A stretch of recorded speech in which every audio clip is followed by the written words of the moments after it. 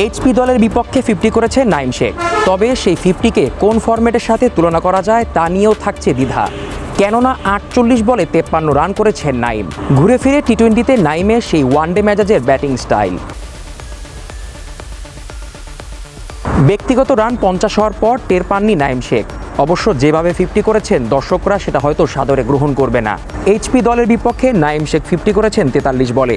এই ইনিংসকে টি-20 সুলভ ইনিংস বলা যায় না। এদিকে নাইম 48 বলে 53 রান করেই আউট হয়েছেন। বাউন্ডারি হাঁকিয়েছেন 4টা।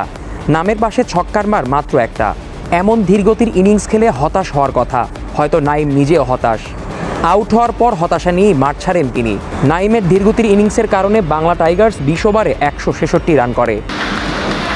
আধুনিক ক্রিকেট যেভাবে এগিয়েছে সেই হিসেবে নাইমরা পড়ে আছেন আগের জায়গাতেই। অথচ 48 বলে 70-80 রান করলেও দলের টোটাল রান হতো 180। তবে সেটা হয়নি। নিজের স্টাইলি 50 করেছেন নাইম। দলের হাইয়েস্ট রান স্কোরার, তবে স্ট্রাইক রেটের গল্পটা সেই আগের মতোই। এই নাইম শেখ এখন দলের বাইরে। একসময় জাতীয় দলের নিয়মিত মুখ ছিলেন তিনি। তবে পারফরমেন্সের গ্রাফ কমতে থাকায় দল থেকেই বাদ পড়েন, যার অন্যতম কারণ ছিল নাইমের স্ট্রাইক রেট আর ভালো শুরুর পরও আউট হওয়া। অথচ একই দিনে নাইমের দলের হয়ে 36 রান করেছেন আশিকুর রহমান শিবলি, সেটাও আবার 17 বলে। এদিন ব্যাট হাতে শিবলি 2টা ছক্কা আর 2টা 4 মেরেছেন, তাতেই স্ট্রাইক রেট 200-র উপরে। অথচ অভিজ্ঞতার হিসেবে নাইমের চেয়ে অনেক জুনিয়র শিবলি। নাইমের ধীরগতি ইনিংসের বিপক্ষে টি-20 ম্যাচে কার্যকরী ইনিংসটা খেলেছেন শিবলি।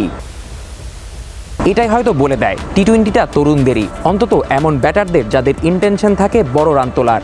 এদিক থেকেই পিছিয়ে বাংলাদেশের ব্যাটাররা, বিশেষ করে নাইম শেখের মতো ক্রিকেটাররা, যারা জাতীয় দল থেকে বাদ পড়লে হারিয়ে যান, আবার ফেরার রাস্তায় সিরিয়াস হলেও খেলেন সেই একই স্টাইলে।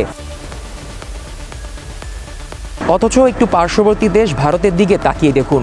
তাদের একজন ব্যাটার দল থেকে বাদ পড়লে যে কারণে বাদ পড়েছেন সেই কারণটা খতিয়ে দেখেন। খেলার স্টাইল চেঞ্জ করে ফেরেন নতুন রূপে। অথচ বাংলাদেশের ব্যাটারদের বেলায় এমনটা খুব একটা দেখা যায় না। টি-20 ফরম্যাটে নাইম শেখ আগেও খেলতেন ওয়ানডে মেজাজে, এখনও খেলছেন সেই ওয়ানডে মেজাজেই। চট্টগ্রাম থেকে জিসান আহমেদ, বিডি ক্রিক টাইম।